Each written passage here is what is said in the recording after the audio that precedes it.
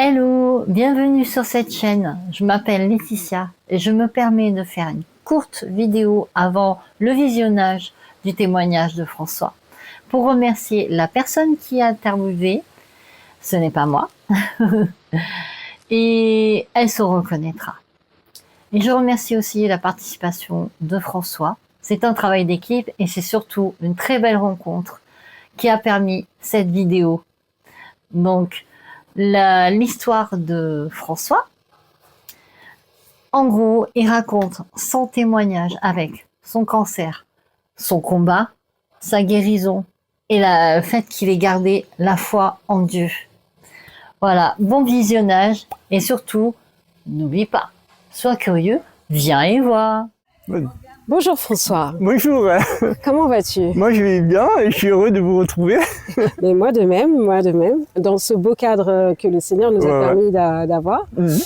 Je suis contente qu'on puisse faire cet entretien. Oui. Car je sais que tu as un témoignage très fort à partager. Et j'espère, et je suis sûre, que ça va toucher beaucoup de personnes. Est-ce que tu veux bien commencer? Oui. Et nous dire à partir de quand ça s'est produit.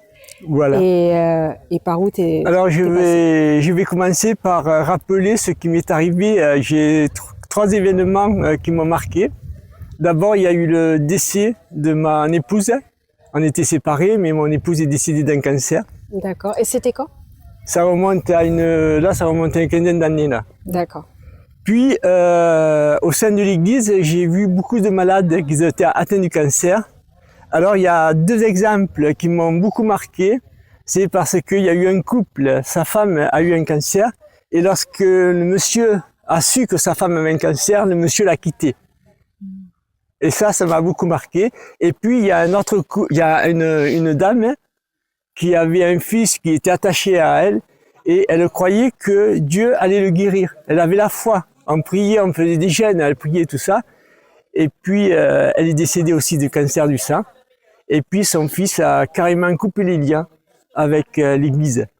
Parce que le cancer, c'est un sujet qui est tabou. Même au sein de l'Église, on n'en parle pas parce qu'on ne sait pas comment en parler, parce que c'est quelque chose qui fait peur. Et donc, qu'est-ce qui s'est passé pour toi? Qu'est-ce qui t'est arrivé? Alors, moi, c'est un miracle de savoir que j'ai eu un cancer. Parce que normalement, j'ai un contrôle de poumon, puisque j'ai des micronodules. Et donc, tous les 6 mois, il faut vérifier, il faut faire un scanner des poumons pour savoir si les micronodules se développent ou pas. Donc, je vais faire mon scanner du poumon. Et lorsque vous faites un scanner d'un poumon, si vous marquez poumon, c'est le gars, il est bête, il est indiscipliné, il fait que les poumons. Et si vous voulez faire autre chose, il faut que vous refassiez une machin. Et ce jour-là, le scanner est descendu. D'accord. Le scanner est descendu, et c'est là où on a découvert que j'avais un micronodule. Le scanner a découvert un micronodule de la prostate, parce qu'il faut savoir que le cancer de la prostate, c'est le cancer le plus fréquent chez les hommes. D'accord. Donc, comme ils ont découvert un micronodule, je vais voir le médecin traitant. Et le médecin traitant, il m'envoie chez un neurologue. D'accord. Alors, c'est un hôpital public, mais à l'intérieur de l'hôpital public, il y a des professeurs qui font du privé. Alors, pour trouver des professeurs dans le privé, c'est très difficile à départ parce que tu passes au moins 2 heures à chercher parce qu'il n'y a pas de salle d'attente. La salle d'attente, c'était juste le couloir où il y avait des malades, où il y avait les chambres des malades. Alors, pour vous trouver, et puis il y avait juste deux, trois chaises là, et puis là, je me suis assis, et j'ai attendu le machin. Et il y avait un patient qui était à côté de moi, et il faisait l'éloge du docteur, de l'urologue. Alors, il disait, ouais, j'ai été opéré, il m'a opéré, ça s'est bien passé, patati, patata, et moi, j'ai attendu mon tour.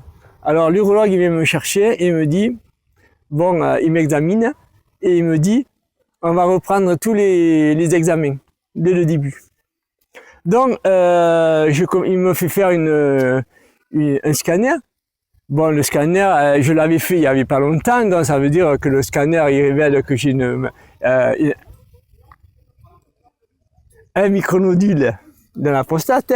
Et il me dit, bon, parce que si vous avez, c'est pas obligé que vous avez un cancer si vous avez un micronodule. Donc, il faut savoir si vous avez vraiment un cancer. Donc, ils me font une biopsie. D'accord. Et la biopsie, les infirmières ne voulaient pas me donner le résultat. Alors, ils m'ont forcé à prendre rendez-vous avec l'urologue parce que c'est lui qui me donne le résultat. Et lorsque on ne me donne pas le résultat, on peut se demander s'il n'y a pas quelque chose de grave parce que, voilà. Et j'ai rendez-vous avec l'urologue. Et là, l'urologue me dit, monsieur, vous avez un carcinome. Parce qu'ils ne vous disent pas cancer. Ils vous disent carcinome parce que, bon, mais c'est la même chose, quoi. Et comment tu t'es ressenti quand tu as entendu ça? Ben là, quand j'ai ressenti, d'abord, je sais pas si je m'attendais à ça. Peut-être qu'au fond, je m'attendais un peu à ça, mais la première chose qui me venait à l'esprit, c'est radiothérapie. Mais c'est vrai, quand quelqu'un te dit vous avez un cancer, c'est dur parce que ça fait un choc. Parce que tu ne t'entends pas avoir un cancer, parce que on est croyant.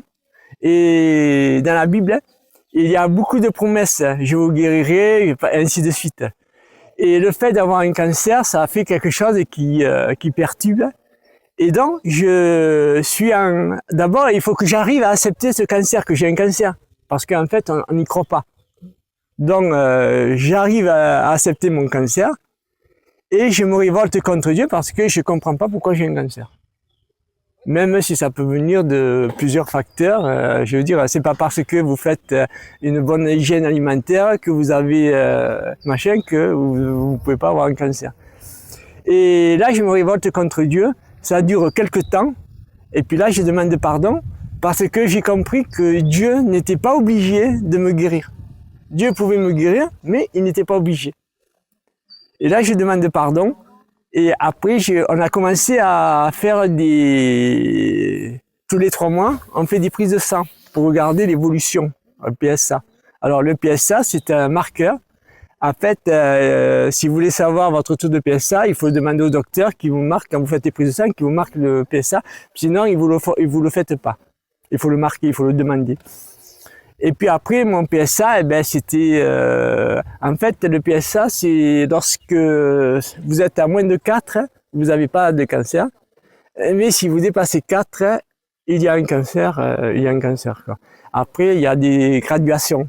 Et en fait, le cancer de la prostate, ça peut, d'un jour au lendemain, ça peut se développer à un rythme effréné, quoi.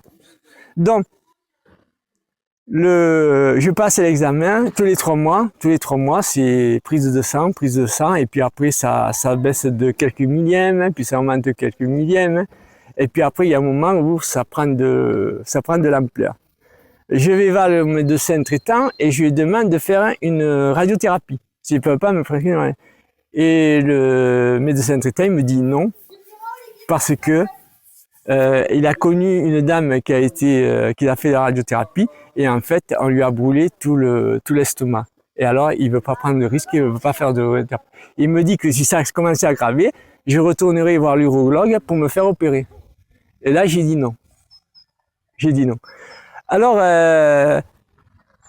il y a des... Et pourquoi, en fait, il voulait... il a insisté pour parce qu'il ne voulait pas prendre le risque de me brûler, parce que la prostate, c'est le machin. D'accord. Et l'autre option qui te proposait, c'était l'opération. L'opération. Voilà, l'opération, on t'enlève les cellules cancéreuses. Directement. Voilà. Et toi, tu voulais pas l'opération? Non, moi, je voulais pas l'opération parce que moi, c'était focalisé sur radiothérapie. Et moi, je voulais à tout prix radiothérapie. Et c'était quoi la raison? La raison, c'est parce que quand je vois le urologue, il m'annonce le cancer, la première idée qui me vient, c'est radiothérapie. Ah, mais tu n'avais pas de... Non. D'accord, ok. C'est radiothérapie. La première idée qui m'est venue, c'est radiothérapie. Et je me suis focalisé sur radiothérapie. D'accord. Okay. Après, j'ai cherché sur Internet et en fait, les médecins, ils te disaient que ça ne sert à rien d'opérer parce que tu es obligé de faire une radiothérapie. Donc, il vaut mieux faire une radiothérapie avant. Et si la radiothérapie ne marche pas, on peut éventuellement faire une opération, mais il y a d'autres systèmes de soins. Il y a l'immunothérapie, il y a plein de choses. D'accord. Mais le problème, c'est que l'opération, c'est quelque chose de juteux pour les professeurs. Parce que c'est là où ils gagnent beaucoup d'argent. Et donc, le problème, c'est que comme vous avez un cancer, et la première chose qui va dire, eh bien, monsieur, on va pouvoir opérer. Mais comme les gens, ils veulent pas, ils veulent une guérison rapide, parce que nous sommes dans un système de consommation. Donc, ils veulent la guérison et la facilité, c'est l'opération, tout simplement. Donc, ça fait que un jour, je vais dans une pharmacie acheter des écorces de prunier d'Afrique. Alors, je vais acheter des écorces de prunier, je vais à la pharmacie, à l'herboristerie, tu vois. Et on me dit, on ne peut plus vendre des écorces de prunier d'Afrique parce que c'est interdit. Et pourquoi? Parce que ils ont trouvé une excuse, c'est que les pruniers d'Afrique, c'est en voie de disparition. Alors, c'est l'excuse qu'ils ont trouvée. Alors, il y avait un frère de l'église qui est africain, qui m'avait ramené des écorces de prunier et je faisais des tisanes. Et puis après, j'ai changé mon alimentation, tu vois, au lieu de... Qu'est-ce que tu as changé exactement? Ouais, le sucre. Le sucre. Le sucre, la viennoiserie, interdit de prendre des viennoiseries, et puis éviter le sel et tout ce qui est acide. Tous les produits acides, éviter. Et beaucoup de fruits. Alors, je faisais des cures de jus de grenade. Au revoir.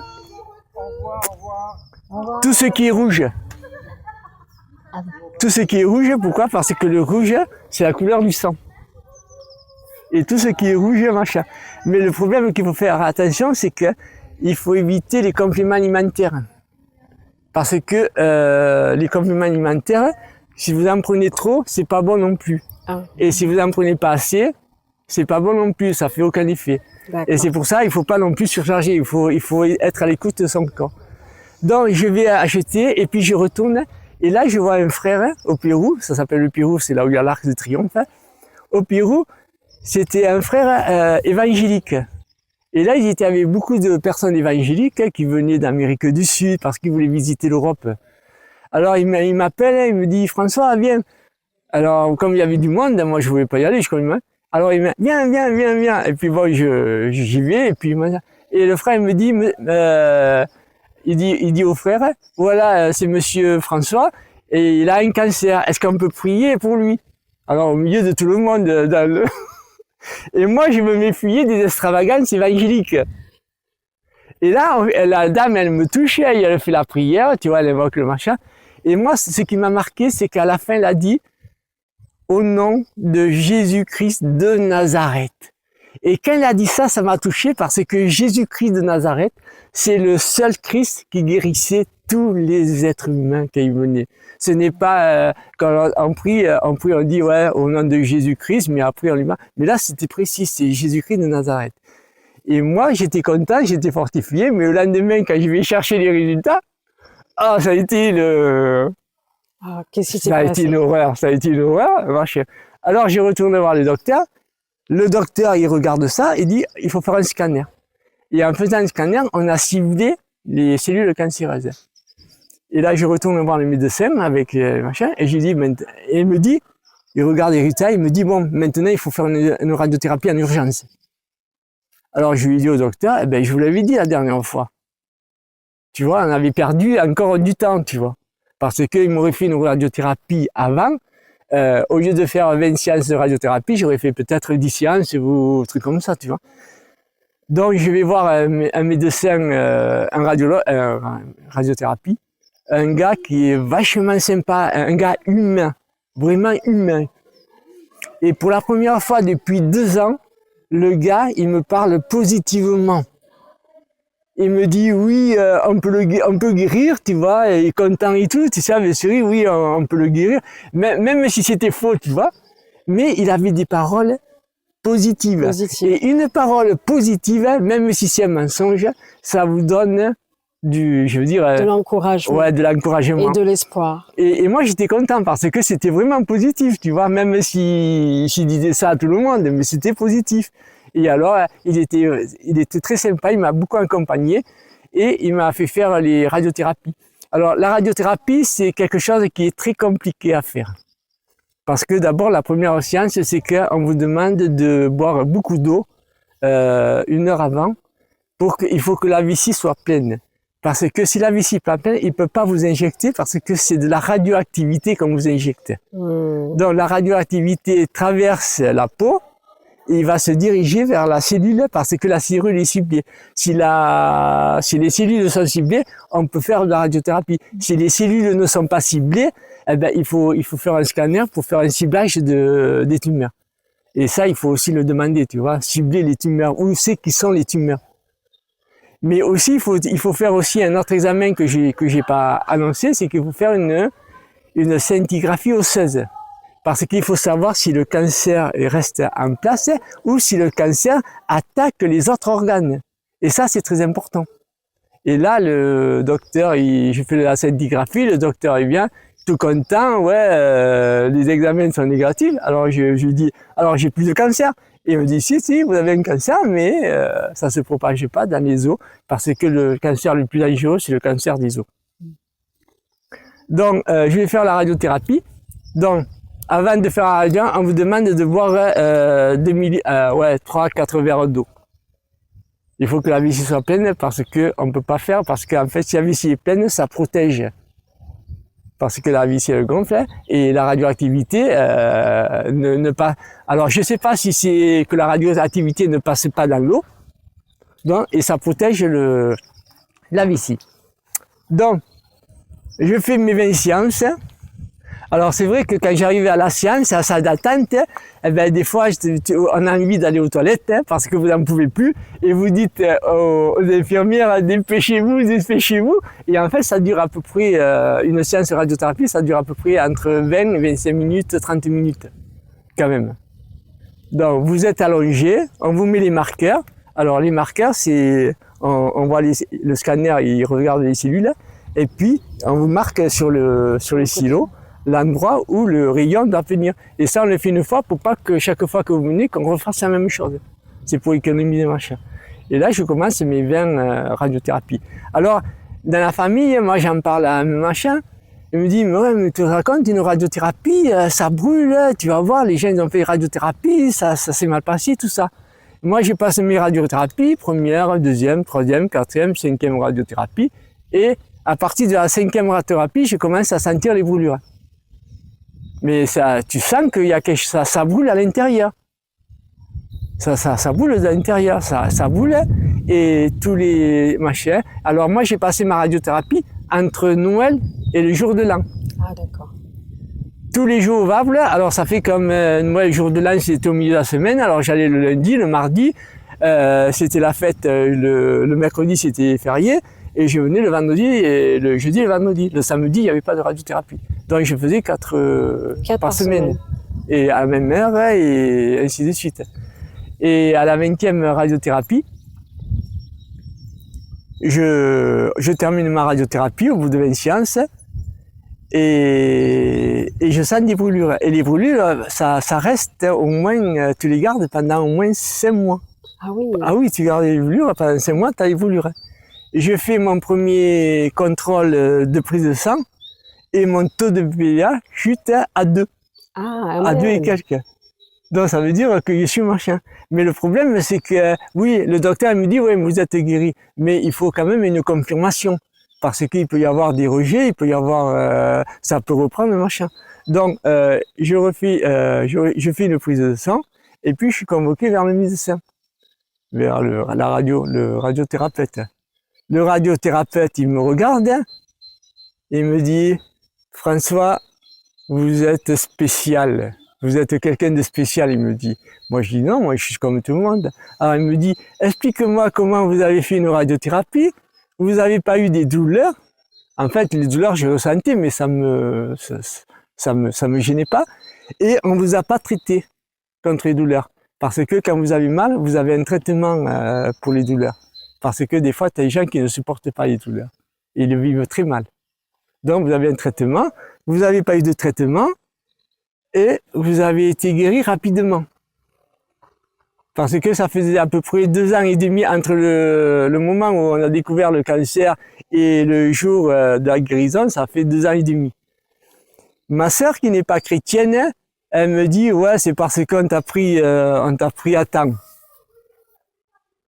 Alors, je sais pas si on m'a pris à temps ou on m'a pas pris à temps. Le problème, c'est que ça a été une guérison rapide. Amen. Ça a été une guérison rapide. Alors, c'est vrai que il y a beaucoup de souffrance parce que c'est long. psychologiquement, c'est très dur. Mm. Et je vivais, une fois que j'ai demandé pardon à Dieu, je vivais le cancer comme si je vivais mon dernier jour. Parce que je savais que je pouvais mourir, mais je vivais comme si c'était mon dernier jour. Et quand on vit comme si c'était son dernier jour, eh ben, on est dans la joie et j'avais la paix. Alors quand je venais à l'église, les gens, ils savaient que j'avais un cancer, mais comme ils me voyaient toujours joyeux, le machin, eh ben, ils étaient vraiment gênés parce qu'ils savaient pas quoi. Qu'est-ce que vous voulez dire à quelqu'un? Parce que le problème du cancer, c'est que tant qu'on n'a pas un cancer, on ne peut pas se mettre à la place. Il faut vivre le cancer pour comprendre ce que les gens y vivent. Parce que si on n'a pas le cancer, eh ben, moi j'ai vécu beaucoup de gens à l'église qui sont morts de cancer. Autour de moi, il y a beaucoup de gens qui sont morts de cancer, mais moi le cancer, je peux pas me mettre à la place d'autres. Donc je peux pas. Et la seule chose est que lorsqu'il y a quelqu'un qui est cancer, je crois que il faut garder le silence parce que vous lui sortez des versets, ça peut devenir une insulte. Mm. Ça peut être... Et je pense aussi il faut le traiter comme s'il est toujours vivant. Ouais. Au lieu d'essayer de l'enterrer. Oui, parce que il est psychologiquement, il est presque mort. Il a aucune volonté. Donc, si tu viens si tu l'animes et que tu l'encourages à retrouver le sourire, tu vois, à passer des bons moments, c'est ton dernier moment. Donc, on va passer des moments agréables et ça va lui permettre de s'animer, de se machin. De retrouver un peu de joie. Parce et que le d'espérance. problème, quand tu sais que tu dois mourir, parce que quand tu as un cancer, soit tu guéris, soit tu meurs. Quand tu sais que tu dois mourir, tu n'as aucune volonté.